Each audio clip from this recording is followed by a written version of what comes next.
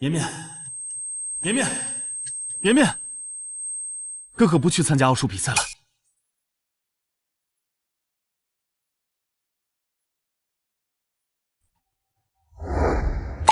哎呦，1982，我不是死了吗？这是在哪儿啊？绵绵，你没事吧？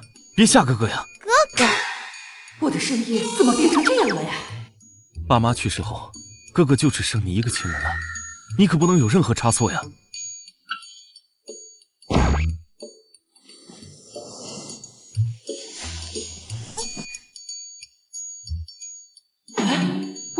我怎么变成一个小孩了？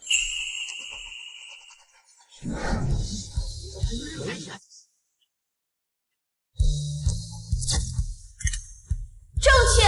哇，太厉害了！好，这道世界级的奥数难题居然被攻克了！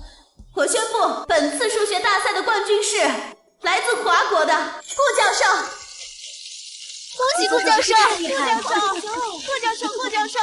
来，接下来有请顾教授给大家发表获奖感言。不愧是我的顾教授，太厉害了！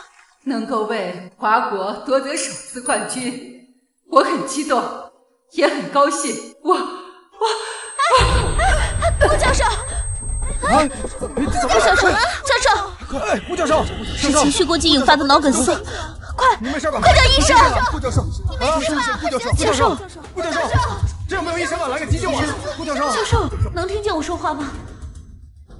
难道我穿越了？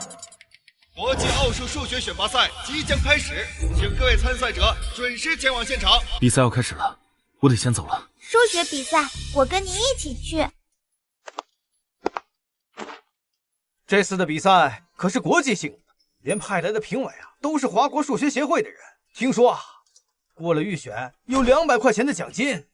这么多，难怪我看见隔壁村的大学生都赶了回来，连村长家的儿子都特地从海城的大学赶回来参赛啊！村长的儿子就是那个从海城读大学，从小被各科老师夸的天才儿童。那可不，我看这次预选赛非他莫属。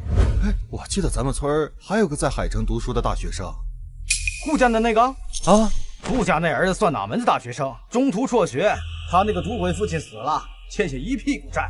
哎，妈也死了，晦气得很。哎，这么看来他是不行喽。走。哥哥没事，别听他们瞎说。绵绵，你怎么跟个小大人似的呀？好了，在这里乖乖的待着别动，哥哥去登记处登记。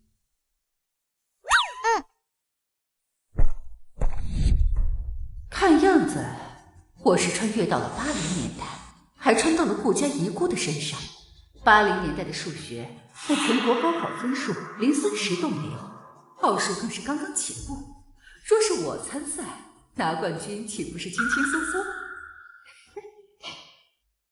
这是什么？黑板上是比赛评委留下的奥数难题，至今无人能解。据说答对了能破例加分啊！这也太难了吧！走。走。这么简单的题也算难？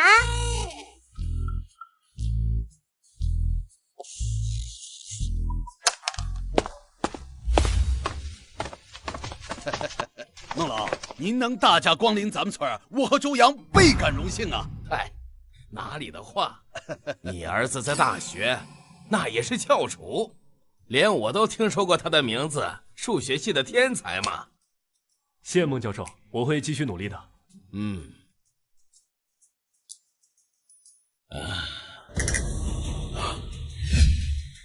这是谁解出了这道题？谁在黑板上乱画？这不是乱画，是被人解出来的。快，把这道题的答案给我。我没看错，就是这个答案。这道题是世纪型的奥数难题，连大学的尖子生也没有几个能算出来。没想到在这个村子被解出来了。哎，你们有没有看到是谁解出来的？没有啊，今天来的人太多了，那恐怕得问看守的人才知道。那快去问呐，这个人很重要，这可是我们华国需要的数学人才呀。不用找了，我就是。这道题过于简单了，我建议再加点难度。哪儿来的小屁孩？你懂什么？赶紧走！这可是世界级的奥数难题呀，能解出来，定是华国最顶级的天才。小朋友，有些话可不能乱说呀。你不是顾家那个绵绵，你怎么到处乱跑，害得我担心了好久。顾家，果然是你啊！如果我没记错的话，这是你妹妹吧？你们认识？孟教授，你有所不知啊，这位啊，曾经也是海城大学的学生，可因为偷窃又欠了赌债，现在已经辍学了。你胡说，我没有偷，明明是你污蔑我。教授，这个人是我们这有名的老赖，到现在还欠我们家100块钱呢。这样的人根本没资格参加奥数比赛，轰出去！我已经通过报名了，你没有资格剥夺我参赛的权利。孟教授，您是评委，我说的没错吧？赛场有条规则，确实不允许涉嫌违法的人参加。如果你有证据能证明你确实没有违法，顾姐，我可以给你们参赛的机会，只要你能拿到第一，你欠我们家的债就不用还了。相反，如果拿不到，就把你的房子、田产抵押给我们，彻底滚出村子。不仅如此，我东村的舅舅还想收养你妹妹呢。你休想！谁不知道你舅舅是个老光棍？你想把我妹妹送当童养媳？臭小子，你乱说什么呢？我就是可怜你们无父无母，怎么在你嘴里变得这么龌龊了？一句话，你答不答应啊？要不然这奥数比赛也别参加了。我得到奖，拿到第一的奖金，还了8000的赌债，才有钱送绵绵去上学。可是不行，不能拿绵绵冒险。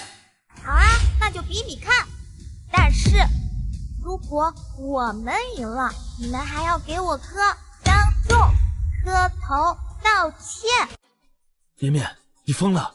这不是在开玩笑。顾教，那咱们就赛场见喽。孟教授，来。小屁孩。绵绵，我已经退学好久了，数学水平有限，你更是才读书没几年，如果输了的话，会牵连到你的。放心吧，哥哥，我可不会败在数学上。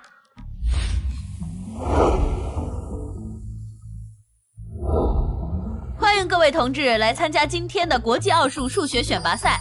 我们今天将选取唯一的优胜者去参加市里的竞技赛。接下来将开始我们的比赛，解题，谁的速度最快，谁将获胜。有没有选手先来应战？我。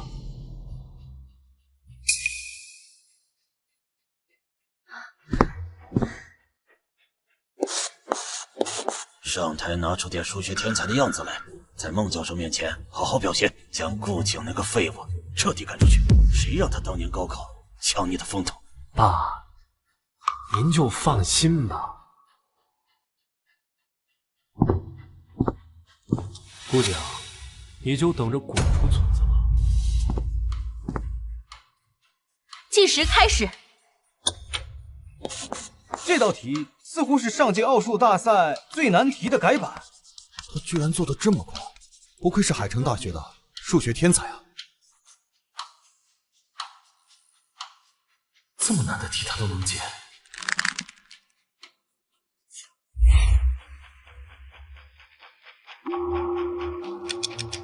已经过去7分钟了，我记得上一届奥数大赛的冠军是花了5分钟解出来的。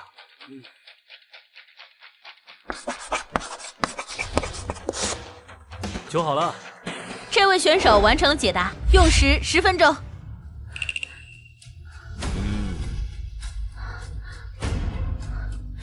并且答案完全正确。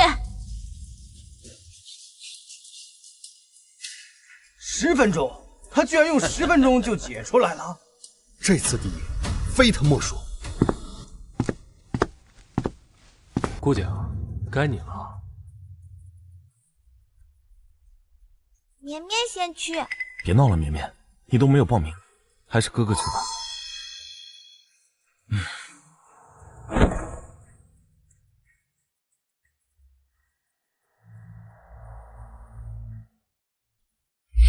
计时开始。几年都没上过学了，怕是连题目都看不懂。我瞧他连笔都动不了，还是我儿子厉害。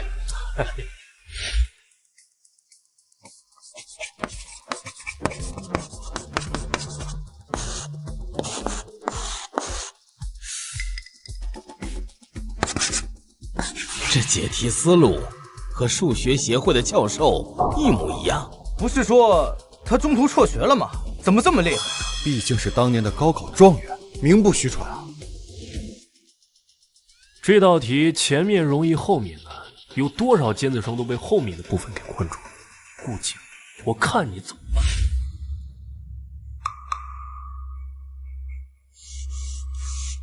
后面为什么会有这么多难解的？应该是要运用一道公式，那个公式我记得在课外辅导书里看到过。已经过去7分钟了，他完蛋了。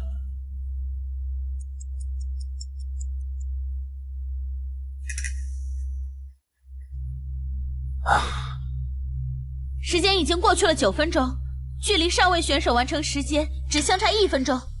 这位选手能否提前完成呢？顾景，我和我爸已经买通了出题家，给你出的题那可是要用超纲公式的，你输定了。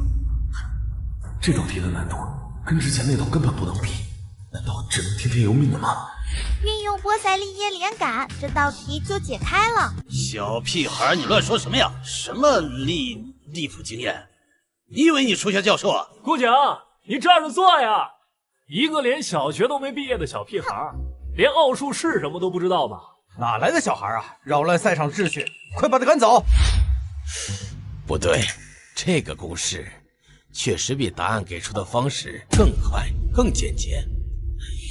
他一个小孩为什么能想到的比教授还深？哥，相信我。同志们，请保持安静，比赛期间不允许喧闹。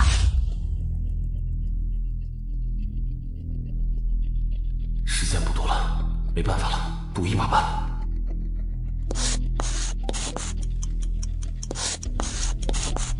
距离10分钟只剩下最后的10秒，10、9、8、7、6、5。我写完了。这位选手完成了作答，用时9分55秒。那么解题是否正确呢？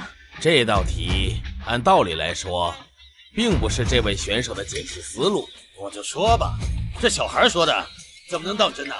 顾景，你输了。但是答案正确，因此解题合规。什么？你说巨人真的答对了，而且用了10分钟不到。用了那小孩的解题方式，不过几秒钟就解出来了。要是早点知道，这解题的速度要比上届冠军还要快吧？不可能，答案怎么可能是对的？就是，这过程都不对，结果怎么会对呢？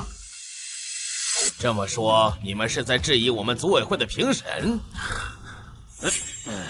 那么我宣布，本次选拔大赛的获胜者就是顾景。绵绵，我们赢了。不过绵绵他什么时候这么厉害了？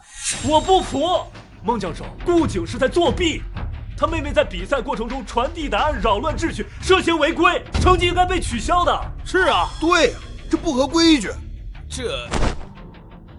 我哥哥的这道题跟你这道题相比，明眼人都能看出难度不是一个系数的，不知道算不算违规。我申请向组委会调查出题人，我怀疑这里面有人徇私舞弊。小屁孩，你胡说八道什么呢？孟教授，你别听他在这乱说。大家都知道，出题是随机的，像高考题一样，有的人会做，有的人不会做，这是靠运气的事儿，怎么就扯上徇私舞弊了呢？是啊，孟教授，运气也是实力的一部分。比赛中传递公式是违规的，但是这2道题的难度确实相差过大。公平起见，我们再进行一次解题，才能确认最后的优胜者。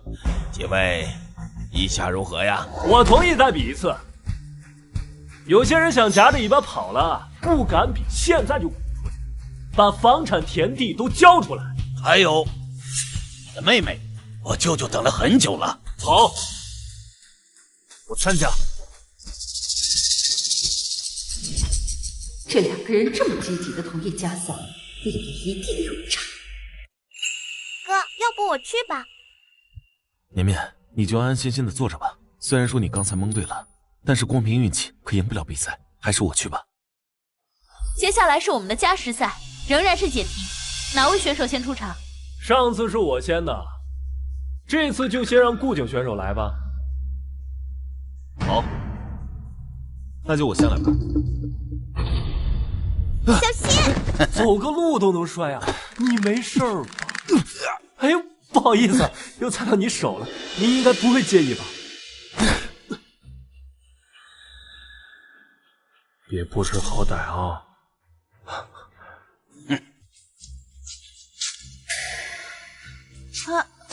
刚才出现了点小意外啊。那么接下来就是顾景选手的时间，计时开始。不对，这是去年决赛大题的辩题，难度甚至更高。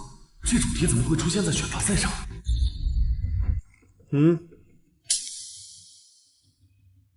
为了妹妹，我也不能输。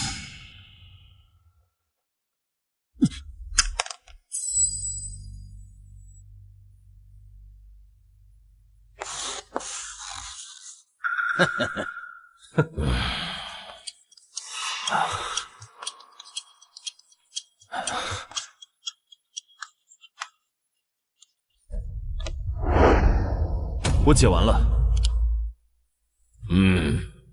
评委判定答案正确，顾景选手用时20分钟，有请下位选手上场。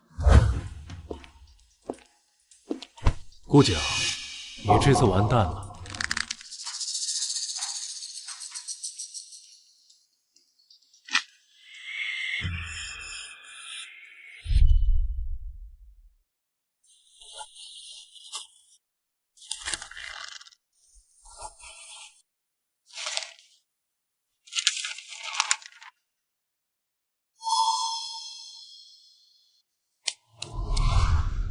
这道题倒是比刚刚那道难度更大呀！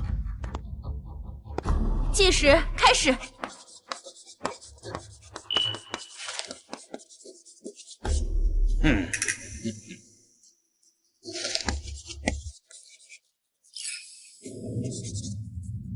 我解好了。这位选手用时9分20秒，解题答案居然完全正确。10分钟都没到，上届冠军解题最快也用了11分钟啊！感情他刚刚还放水了，真是深不可测。不过20分钟比9分钟，这也是输得够彻底的。顾景，你输了，输了就别磨磨蹭蹭了，那就赶紧回去把房子和钱交出来。哼，至于你，就快点跟我走。谁说我们输了？孟教授，我申请参加奥数大赛。小朋友，比赛可不是你想来就能来的地方，凡事都有规章制度。想参赛呀，你得有报名表才行啊。就是啊，你别再捣乱了。刚才让你瞎蒙才对了，一个小学没毕业的小屁孩，你回去学好加减乘除再来啊。爷爷，你嘴巴真臭啊！爷爷，你叫我爷爷？不是你，我明明才40多岁，你叫我爷爷？你个小兔崽子！这是报名表，我现在可以参赛了吧？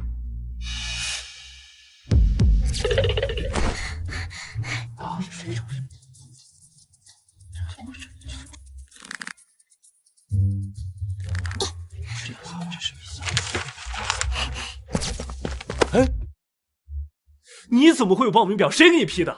爸，我也不知道啊。怎么回事啊？确实可以参赛了。绵绵，哥哥，相信我。真是想不到，我们赛场今天迎来了一名最年轻的选手，有请出题人上台出题。这就是顾家那个妹妹，身高还够不着黑板呢。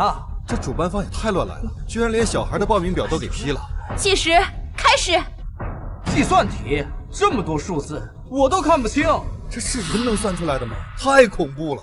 这可是当年华国顶级数学家，都要算半个小时才能算出来，我看你怎么办。我写好了。这也太吃惊了吧！这才过了1分钟，这么快就到达了？1分钟？开什么玩笑？随便写的吧。为了挽回点面子，连脸都不要。顾景，这就是你教出来的好妹妹啊！那么结果究竟是否正确呢？8，正确。这么小的小孩真能算对啊！2，正确。4，正确。让我们来看最后一位，9，完全正确。这小孩是算对了。让我们来恭喜顾绵绵选手成为选拔大赛的优胜者。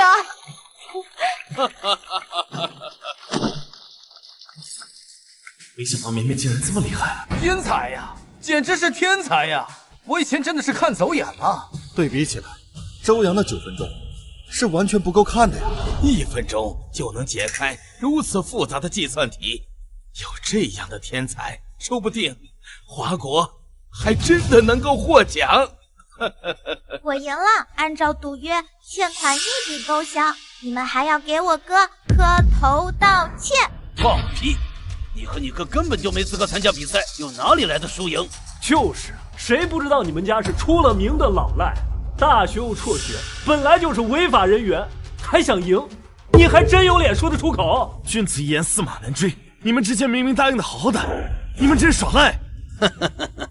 耍赖！要不是我们大发慈悲，你们连赛场的门都进不了。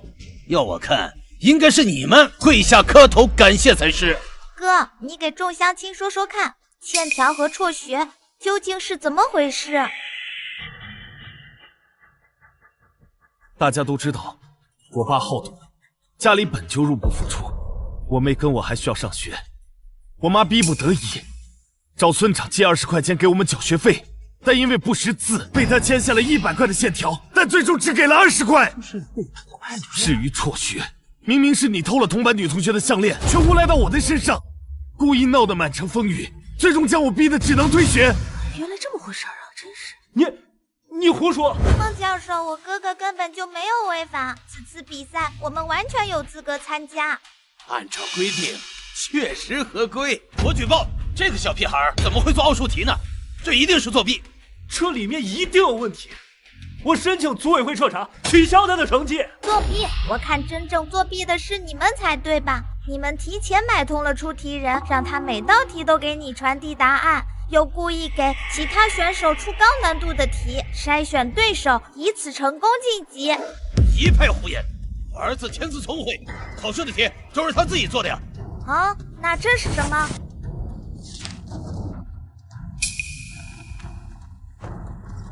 别摸了，就是你口袋里的东西。你这是污蔑，我告你诽谤了啊！孟教授，你别听他乱说，我们怎么会干这样的事儿呢？这上面还有你们沟通的笔记，铁证如山，还想狡辩？来人！孟教授，你听我跟你说，带下去，交给公安科查办。孟教授，你听我给你解释啊！给他抓走了，原来这么回事，抓的真好，给他走了。还好被你发现了，不然选拔赛就被这种人给毁了。我只是见不得他们欺负我哥哥。绵绵，你的数学在哪里学的？我自学的。天赋异禀啊，说不定他就是我华国入围的希望啊！我得好好的激励激励他才行啊！你就是顾景吧？辍学的事情你不用担心，等我回去就给你办理申请，欢迎你继续来海城大学学习。真的吗？谢谢孟教授。这些钱足够你和你哥哥过完下半生了。你有什么要求？还请你在国际奥数比赛中获得亚军。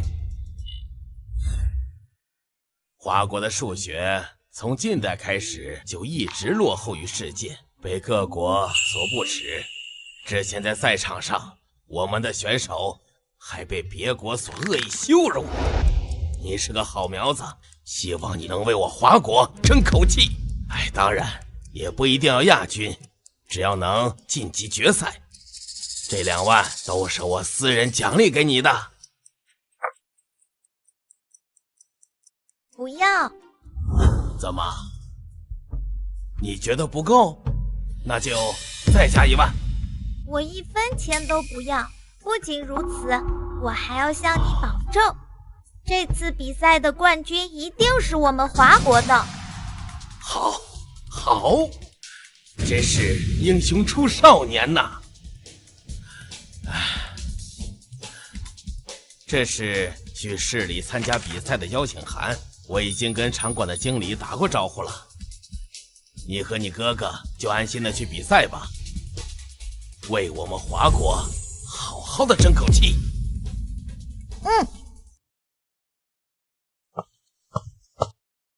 几年没来城里了，没想到变化这么大。哥哥，我们赶紧进场馆吧，时间不多了。好。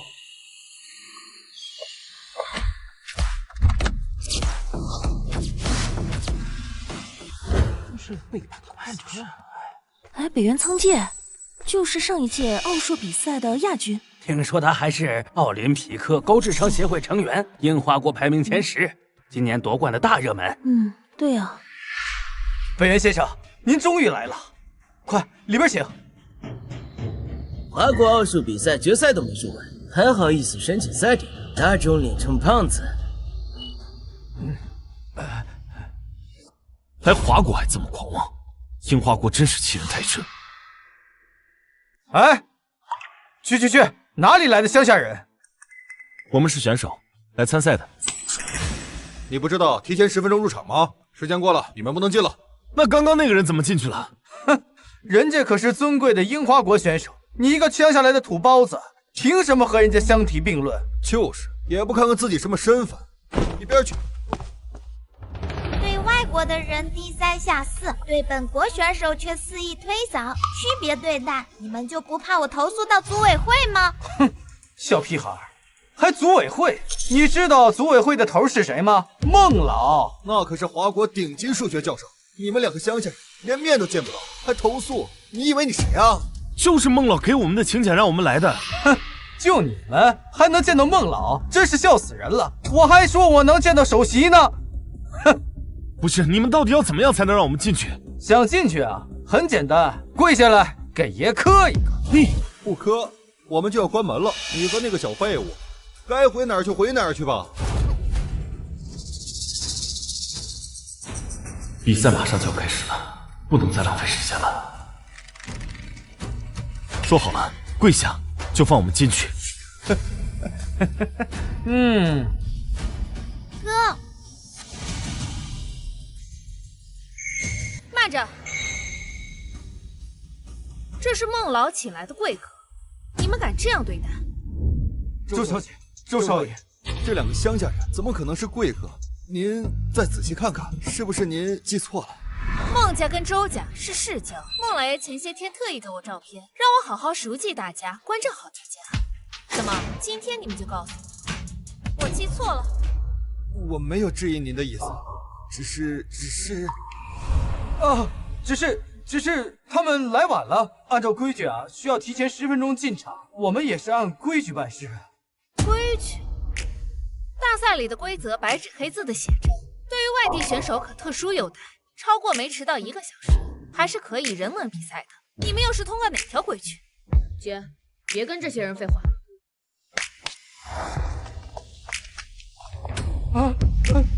对外人卑躬屈膝，对自己人反而百般刁难。本少爷正式通知你，你们被开除了，以后不要来上班了。周学妹，好久不见。好久不见。姐的眼光也够差的，居然喜欢这种男生。还有她带了个小学生，看起来也不聪明的样子。你好，我叫顾绵绵，请问你怎么称呼？随便。隋同学好。这是你妹妹。孟老特意嘱咐了，说这次来的人是能让华国入围的希望，特意让我一定好好关照。没想到顾学长，你的数学还是这么厉害，能入围国际奥数比赛。其实晋级的是我妹妹，我是陪她来比赛的。晋级的哦，是这个小女孩。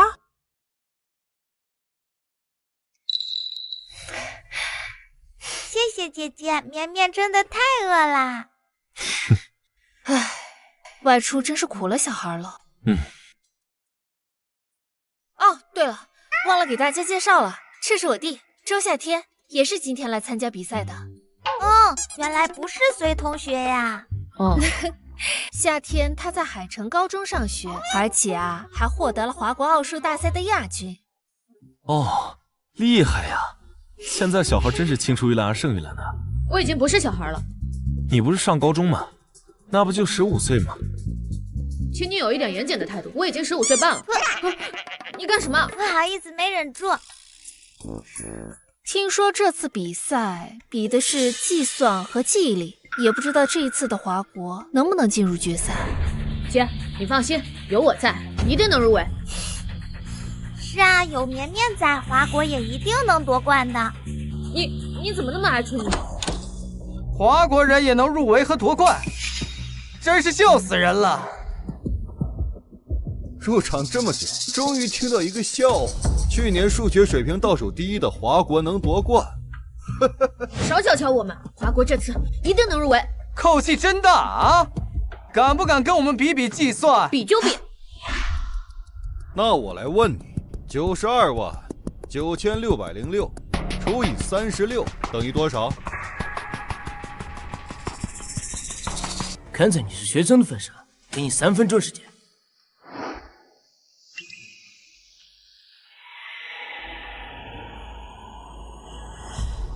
25822.3889。哼，刚好3分钟。再来，25822乘以386除以28等于多少啊？简单的跟1+1等于2一样。马上就要3分钟了，最后5秒，5、4、3。3559747.714。欺负小孩算什么本事？接下来换我跟你们比。你一个5岁不到的小屁孩，家政乘除学会了没有？就敢跟我们比？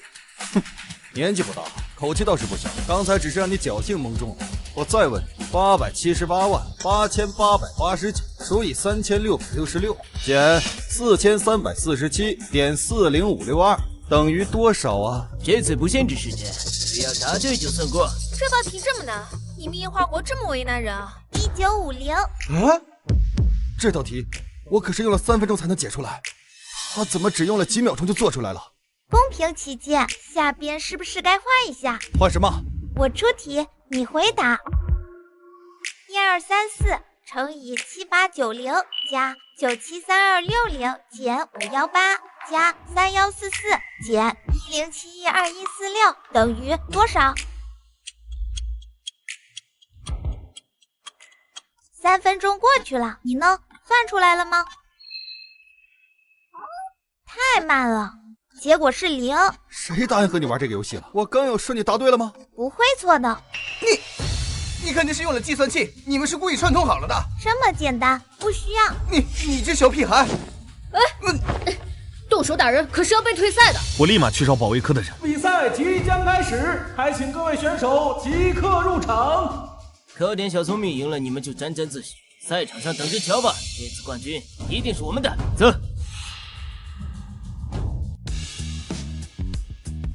欢迎各位来到今天的奥数比赛现场。今天的比赛现场，我们将进行个人对战，优胜者将直接进入后面的决赛。接下来进行本场的第1轮比赛，计算速度最快的将直接获得本轮的胜利。下面我们首先有请来自英国的选手乔治。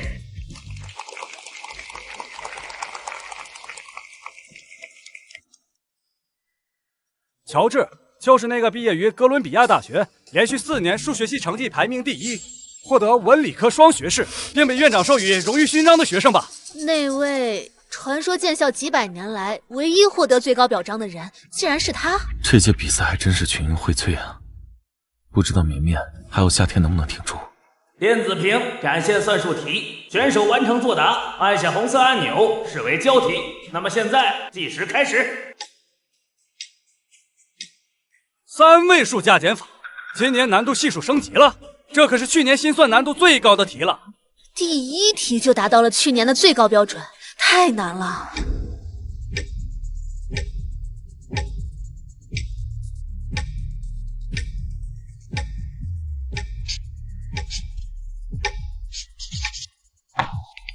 乔治选手在不到1分钟的时间就完成了作答，那让我们来看一看他的答案是否正确。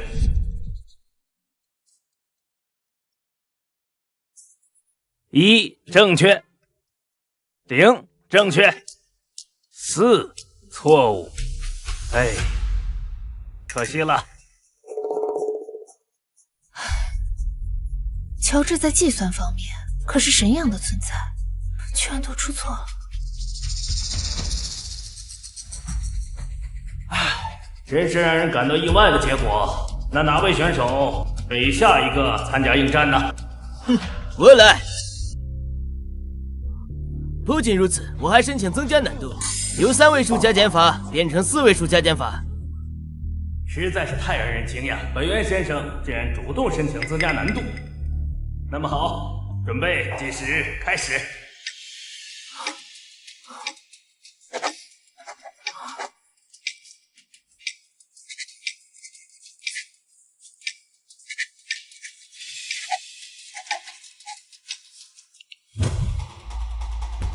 1分钟，本源选手1分钟就完成了作答。这也太快了吧！我连数字都看不清，他居然已经答完了。那么他的答案是否正确呢？让我们来看一下。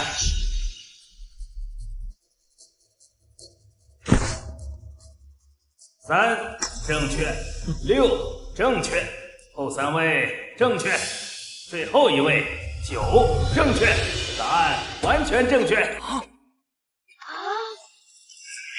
真不愧是樱花国的选手，看来这次冠军是非他莫属了。华国这次又入不了围了。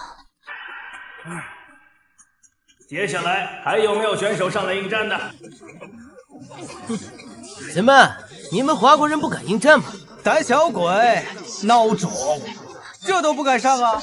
就是，怕打不赢就弃权了，浪费时间。太过分了！你们这是侮辱挑衅！谁说没人应战？我来。你疯了！上去不仅会败得很难看，还会影响总排名。明年的比赛，你都不一定能来参加了。他们都这样侮辱我们的国家了，你们想到的居然只是自己的排名。你说话那么冲干嘛？我只是好心的提醒你。如果谁都不应战，就相当于弃权。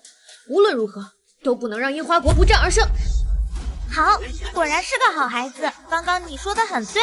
我孩子，我来应战。哎，这小女孩也是参赛者，这看上去只有5岁。难道华国又出了什么新兴的天才？你疯了！他可是北原苍介。嫌你们华国输的还不够难看吗？比赛可不是过家家，输的只会是你们。好，那么计时开始。等等，我申请增加难度，题目变成16位数除以9位数。他疯了吗？这北原苍界的难度已经够大，他居然还往上加。顾明卫，你确定吗？这个难度在之前的比赛中可是从未出现过的。果然不知天高地厚，那输定了。好，顾明卫选手，请做好准备吧。好，那么计时开始。这位数也太多了吧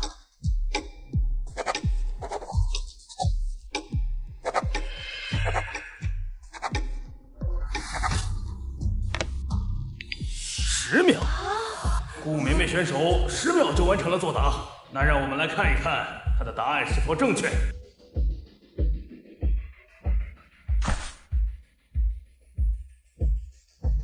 3正确，7正确，后3位正确，最后一位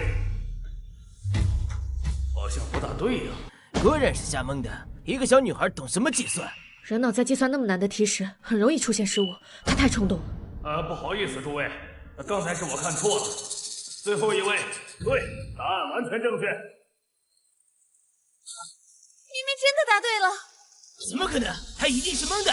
顾绵绵选手只用10秒就完成了解答，一个新世界纪录在本场诞生了。掌声！哦，好。我宣布第1轮的比赛，华国选手获胜。请我们的选手稍作调整，准备下一轮的比赛。10秒对1分钟，这简直是碾压级的胜利啊！冰花国选手也不过如此，还比不上一个华国的小孩。刚刚不是很嚣张吗？现在怎么没声了？就是，还敢侮辱我们，赶紧给我们道歉！道歉！道歉！道歉！道歉！道歉！道歉！道歉！道歉！道歉！道歉！道歉！道歉！道歉！道歉！哼，绵绵，辛苦了。想不想吃点什么东西啊？姐姐这里还点水果哦。啊，夏天，你要干嘛？对不起，之前是我小瞧你了，对你态度不好，对不起。没事，你是好孩子，绵绵不在意。怎么绵绵说话跟个小大人似的？是啊，自从绵绵生病醒来后，她好像变了一个人似的。绵绵这么聪慧，她应该进入华国研究院啊。我听说华国研究院现在正在急招国内的数学天才，他们在找突破各国卡喉的这个科学技术。现在就给孟老写一封信，看能不能成。姐，华国研究院可没那么好进。虽然我承认他确实很厉害，但要去那里，至少得拿到这次比赛的前3才够格吧？是啊，而且绵绵现在年纪还小，正是读书的年纪。你说的也对，是我太想当然了。华国研究院，如果我能进入的话，说不定可以利用后世的技术，加速推进华国科学领域的发展，解决我国目前的困局。哥，你不是奇怪我为什么变化这么大吗？为什么呀？我现在就告诉你，希望你不要被吓到。其实我并不是顾绵绵，而是来自21世纪的华国数学教授啊，所以我完全有能力进入华国研究院，你不用担心。绵绵，哥哥理解你想进研究院，但是你没有必要因为这个就胡乱说吧。哥哥，我真是……难怪你计算得如此之快，原来是后世的数学教授。你相信我说的了吗？那我就是世界第1的数学天才周夏天了，这个梦我已经做许久了。绵绵，夏天哥哥刚刚开玩笑呢，别往心里去。有梦想总归是好的。即将进行第2场比赛，请各位选手准备。绵绵，比赛开始了，姐姐会为你加油的哦。周姐姐，如果绵绵拿了这次比赛冠军，你可不可以推荐绵绵进研究院？当然可以了，那就一言为定啦。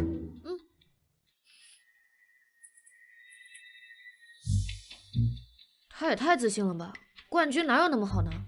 有梦想总该是好的吧。比赛开始了，现在我们将进行第2轮比赛，记忆赛。本轮比赛的项目是微观变水。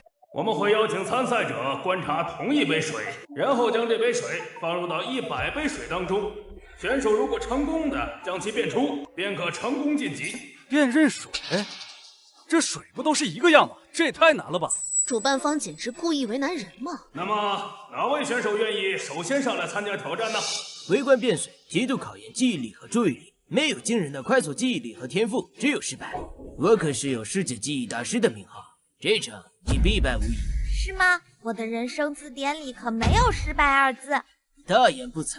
哼，我先来。好。请工作人员把评委选中的水杯交由选手查看。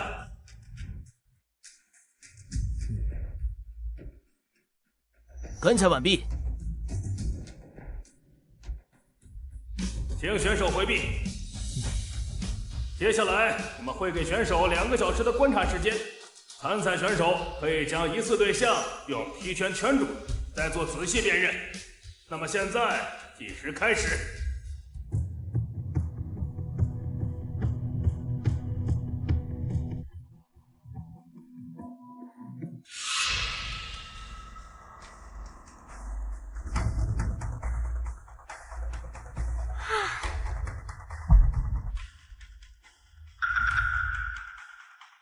好快的速度，这10分钟就观察完一半的水了。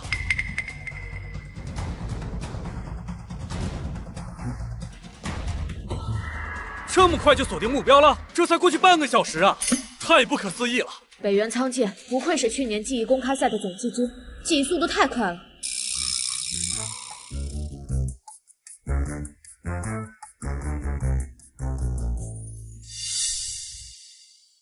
我找到目标了，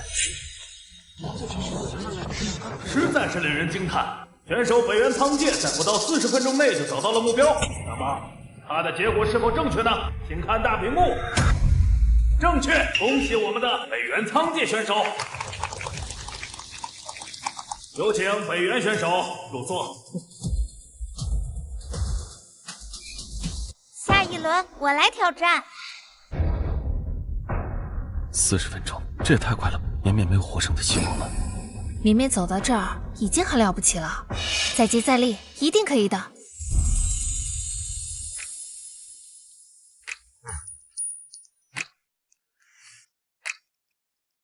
我倒是觉得他说不定能取胜。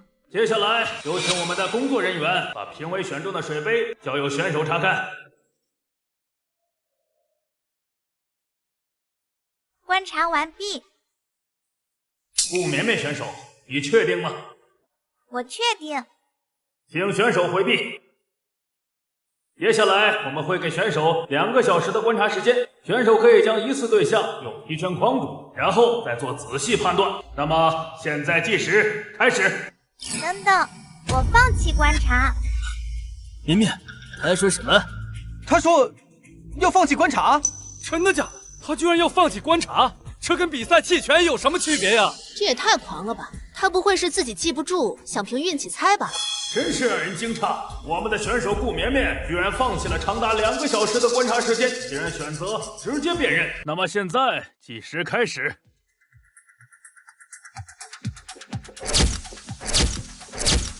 他看的速度也太快了吧！这速度，得1秒1杯了吧？啊！1分钟没到，就已经看到第2桌了。 值得一提的是，选手可以将疑似对象用皮圈圈住，可是目前为止，顾绵绵一个也没有放。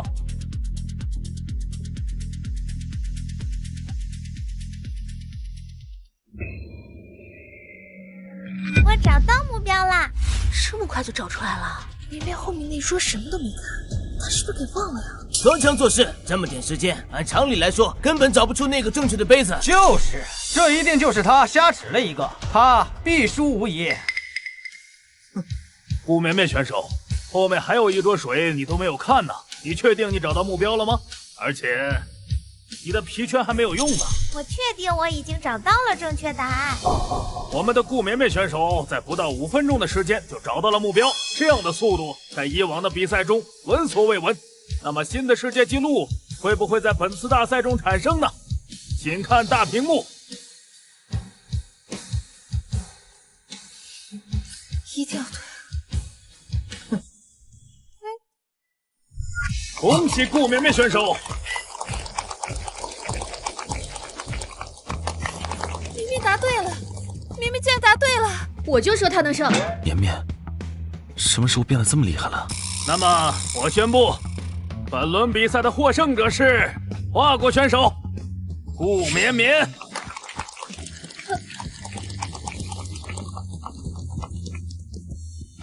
我反对，黑幕一定有黑幕。他一个毫无来历的小屁孩，怎么可能找这么快，而且还能赢我？这一定是你们华国人的阴谋。人家每次都要输给我们国，所以趁这次当主办方，又在背地里搞小动作，提前把答案投给他了。说的也是啊，这小女孩出现的不明不白的。 而且也没有什么特别的履历，而且她看起来才不到5岁，还是从乡下来的，怎么可能懂得那么复杂的计算？华国的数学水平本就拉胯，更别提什么晋级了。要我说，华国肯定就是作弊了。北原仓介选手，请你不要随意污蔑，是不是污蔑？你们自己心里清楚。怎么发现赢不了就狗急跳墙了？你什么你？我什么我？我告诉你，这次比赛全程合规合法、公开透明。你要是不服，就走流程去法院提起诉讼，而不是在这里只会空口白牙的胡说八道。说得好，孟老，孟老，就是那个华国首席数学家，还与我国数学协会会长是旧时的孟老。绵绵，又见面了。孟教授好。你的导师过去跟我们在一起工作时，经常夸赞自己有个聪慧的学生，没想到竟是如此品行。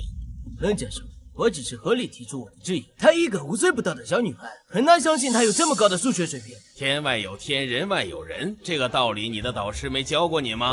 当时的选拔赛我就在现场，我亲眼看见他1分钟解开了我们数学协会都要半个小时的计算题，你能做到吗？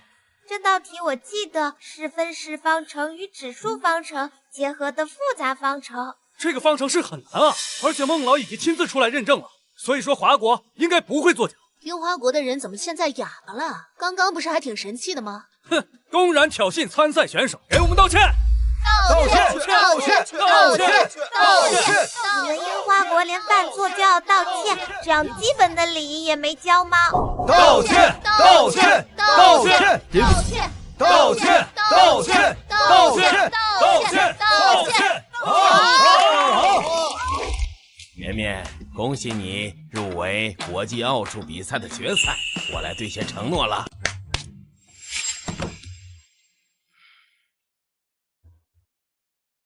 你之前说不要钱，我就专门打听我的小侄子，换成他这个年纪爱做的数学习题，还有这些相关的数学书籍。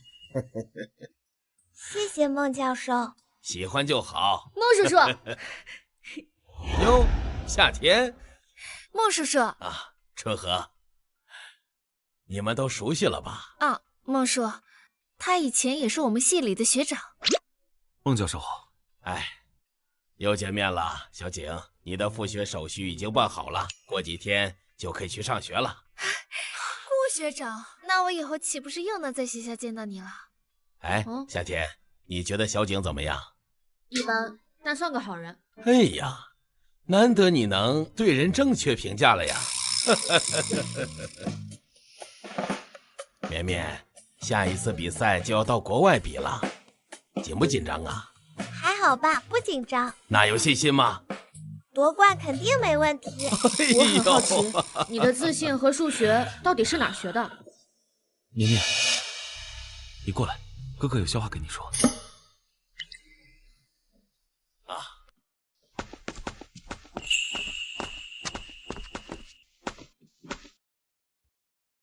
绵绵，吃葡萄吗？好呀，绵绵喜欢吃葡萄。怎么卖的？5毛钱1斤。5毛？对。来一串吧。好。正好1斤5毛。慢走啊。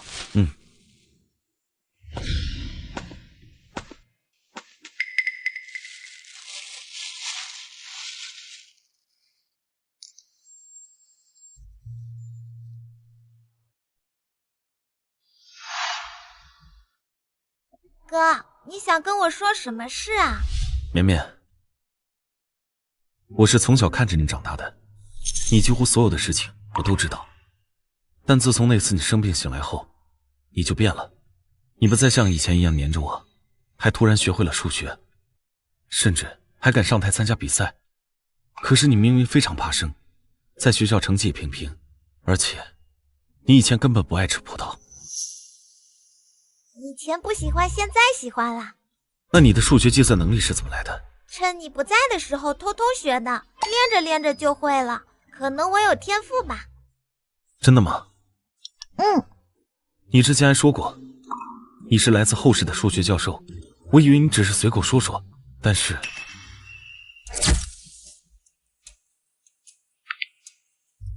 答案完全正确。直到看到你在台上的表现和做题方式，这根本就不是一个普通学生能够做到的。你到底是谁？既然我重生过来了，那就得替顾绵绵照顾好她的哥哥呀。哥，我就是顾绵绵呀。至于后世的教授，只是我做的一个梦。不过自那以后，我的数学确实突飞猛进了。真的吗？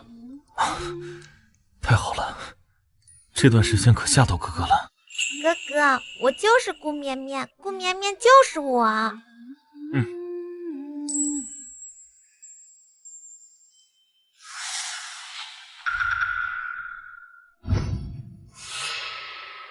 中村师兄，我比完了。拿到第一了吗？没有入围。废物！废物！实在是对手太厉害，他每轮比赛都破了世界纪录。哦，有点意思。是谁？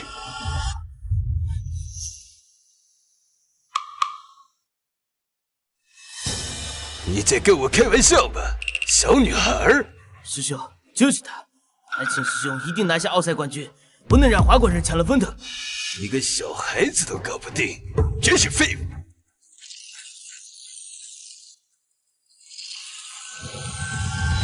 哼，明天我会代表美利坚国去参赛，到时候看我是如何蝉联冠军的吧。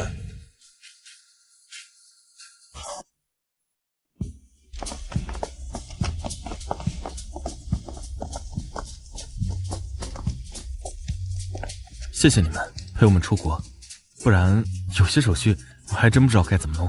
应该的，孟老特意嘱咐让我们好好送你们进入赛场。太麻烦你们了，这样结束后我请你们吃饭吧。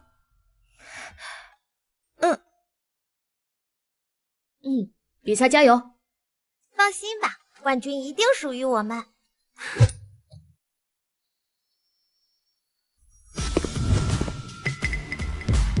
竟然是中村修一，上一届的奥数冠军。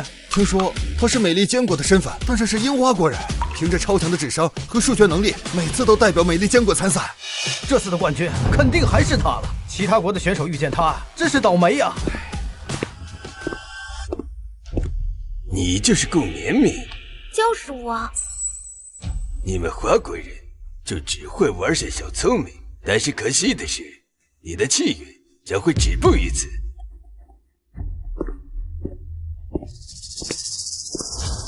这人也太狂妄了吧！什么只会玩些小聪明？姐，别生气，华国有句古话，月满则亏。话说太满，可是会遭报应的。是啊，放心吧，冠军一定属于华国。走吧。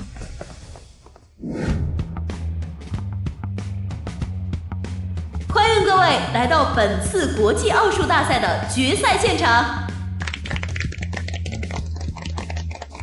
本次比赛分为计算和解题两大板块，最后一轮则是附加项，考察各位选手在数学领域的学术成果。比学术？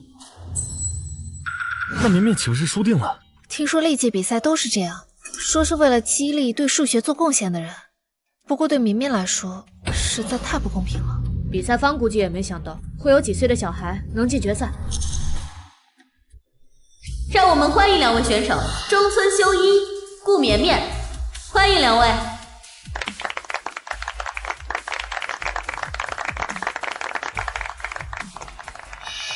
第一轮计算心算开始后，两位选手同时作答，开响按钮则视为解答完成。两位选手请准备，计时开始。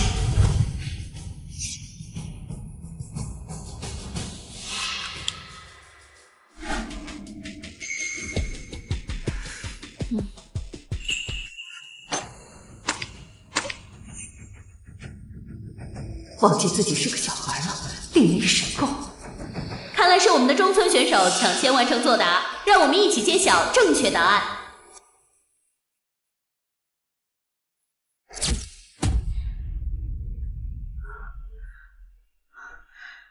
正确，让我们看看顾绵绵选手的答案。正确，只是可惜就差了几秒钟。那我们下一回合，现在计时开始。这7位数乘10位数，这位数也太多了吧？这种难度怎么可能完成？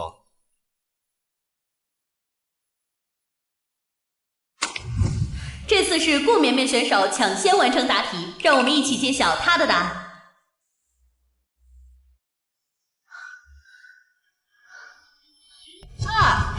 正确。7，正确。后几位，正确。最后一位，正确。让我们恭喜顾绵绵选手。接下来进入计算中的最后一个回合，双脑计算。双脑？什么是双脑？这可难了，就是2块屏幕一起闪烁，同时进行计算，简直无法想象有多难。双脑计算，我曾经可是得过这个项目的第1呢，绝不可能比我更快。放弃吧。是吗？我的速度只会比你更快。哼，敬酒不吃吃罚酒。看来双方的对决已经进入白热化阶段。好，那就请2位选手准备。那么计时开始。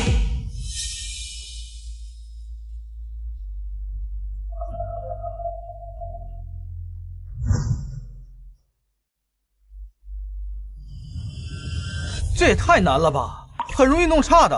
哎，是啊。他怎么连笔都没用？他也太猖狂了吧！他不知道他对面可是计算大师中村修一啊！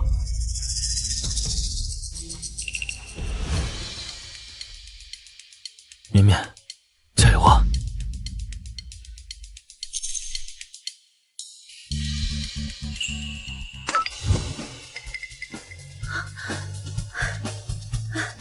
真是令人惊叹啊！又是顾绵绵选手率先完成作答，让我们一起来揭晓答案吧。1，正确。中间几位，正确。最后一位，正确。我宣布，本轮比赛的胜出者是华国选手顾绵绵。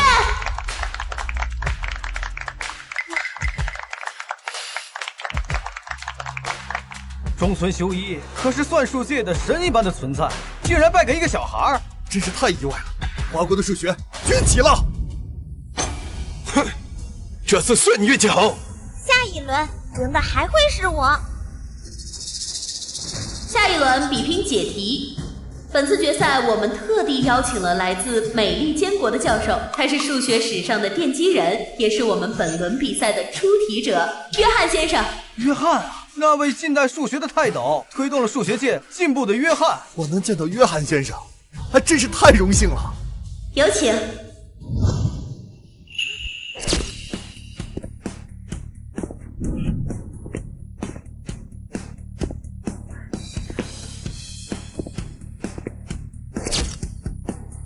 约翰先生，很高兴见到你。正因为您的一本数学著作，才使我走上了数学这条路。哦，中村修一，你很有名气啊！我早就听说美利坚国出了你这么一位数学天才，真是幸会啊！你就是绵绵吧？你让我很惊讶呀！你居然真的是一个小女孩。你好。你好，你的经历有学生转述给我了。我知道你的计算速度很快，但这道题只有速度是解不开的。我会解开的。口出狂言。哦，那就接下来看你的表现喽。好，我们请约翰先生及2位选手入座。约翰先生，这里请。接下来进行我们的第2轮比赛解题，题目由约翰先生所出，率先解出正确答案者视为比赛获胜。现在我们计时开始。这不是数学界7大难题之一唐家来猜想吗？虽然我看略有设计，但是作为比赛的题目，这也太难了吧！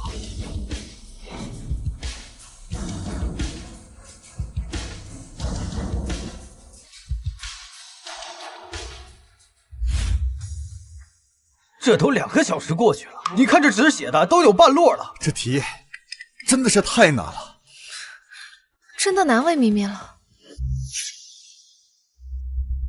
绵绵怎么停下来了？不对，这道题不对呀。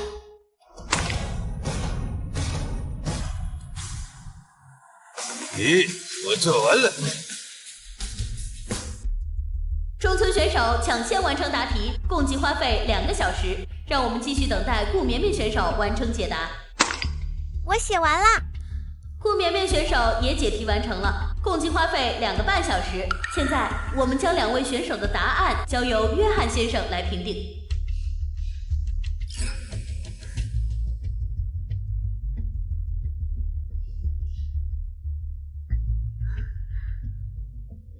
唉，慢了整整半个小时，这局恐怕是要输了。绵绵走到现在已经很不错的了。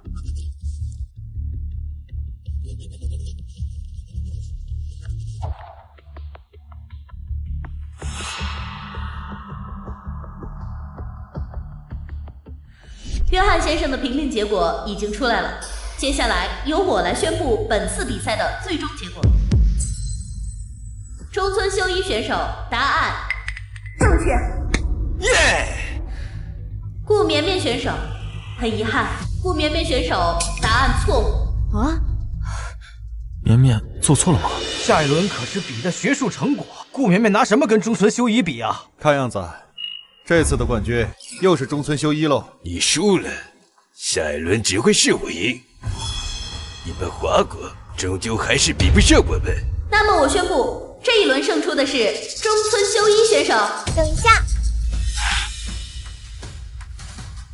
这道题的答案是错的。你睁大眼睛看清楚，这道题的答案是约翰教授写的，怎么可能会错？顾绵绵选手，本次赛场的所有题目都是由无数数学家经过验证推理得出的，不可能出错。但是这道题的答案是错的。输了就是输了，少在这里胡搅蛮缠，扰乱赛场秩序。安保，把他给我赶出去！绵绵，你为什么觉得这个标准答案是错误的？这应该是 Three Sphere 通过 Ricci Flow 的方式坍缩为一个起点，再证明 Three Closed Manifold 也坍缩为一个起点。你在胡说什么？这个地方明明整个答案一样，难不成经过数百位数学家和约翰教授经手的题会有错了吗？就是啊，还以为他自己是什么数学天才吗？能发现连教授都发现不了错误吗？太狂妄了！不会是绵绵太紧张，把题看错了吧？不会，这种程度的比赛不会出现这样的失误。我怎么觉得绵绵说的是对的？您说是吧，约翰教授？他就是在胡搅蛮缠、胡言乱语。顾绵绵，别垂死挣扎了，输了。既然约翰教授没有意见，那么我宣布，本轮比赛的获胜者依然是有输了，确实有。绵绵，你的答案才是正确答案呀！你说的对，在起点的证明上，我们确实疏忽了，这道题确实有疏漏。没想到我们这帮老头子，现在居然比不上一个小女孩子。你们华国有一句成语叫什么来着？后生可畏。哎，你真是后生可畏呀！碰巧而已。不过约翰教授，你真的认为我的答案是正确的了吗？是啊，约翰教授，他的答案怎么可能是正确的？要不你再看看？哎，不用再看了，他的解题过程思路清晰，完美的补充了我们疏忽的地方。我叫人过来，立马修改这道题的参数。绵绵，有没有兴趣参加我们美丽坚国的数学竞赛队呀？有什么要求都可以提。不去，绵绵是华国人，只代表华国参赛。是啊，哈哈，华国有你这样的天才，数学界未来可期呀！这次的冠军就是你了。既然如此，我宣布本次比赛的冠军获得者是……等一下，约翰教授，我再问一次，你真的认为我的答案没问题吗？我确认没有。好。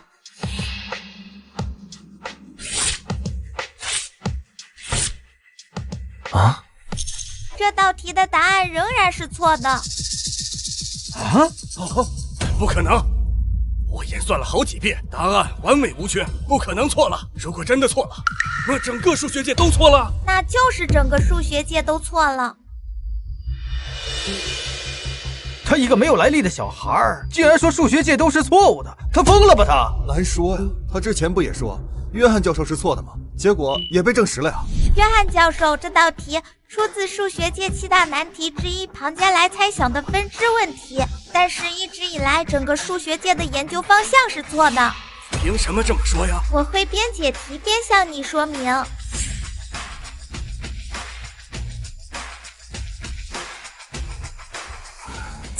对于真正的数学，1%的灵感比99%的演算更重要。比如这里拓扑流行的收敛性，只需要一个零式常数。我研究数学几十年，真的看不懂他写的是啥。从开始我就看不懂啊。通过引入引激流流行上的梯度流方法进行研究，可以得出结论，庞加莱的猜想是正确的。颜面选手，以我现在的能力，我只能勉强看懂你写出答案的1/4。但我的老师是这个猜想的提出者，我可以打电话和他联系，沟通后再确定是否正确。约翰教授的老师，那可是数学界和物理界的学术泰斗啊！天哪，数学界真的要变天了！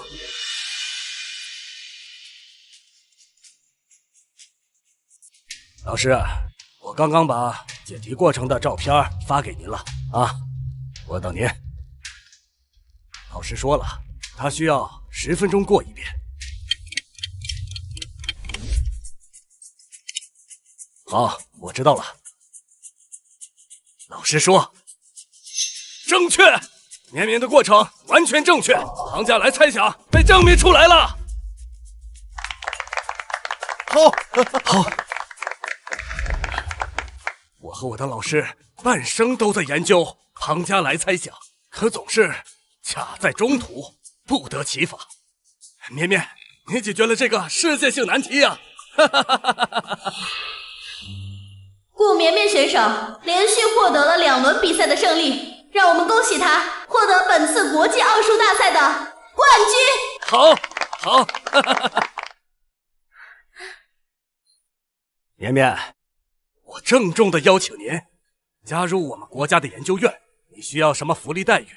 尽管提。美利坚国的研究院，那可是世界顶级的研究所，想进去啊，非常难啊。连约翰教授进去都用了40年的时间，这样的机会就这样给一个小孩了。哎，为了人才真是下血本，我们华国好不容易出个数学天才又没了。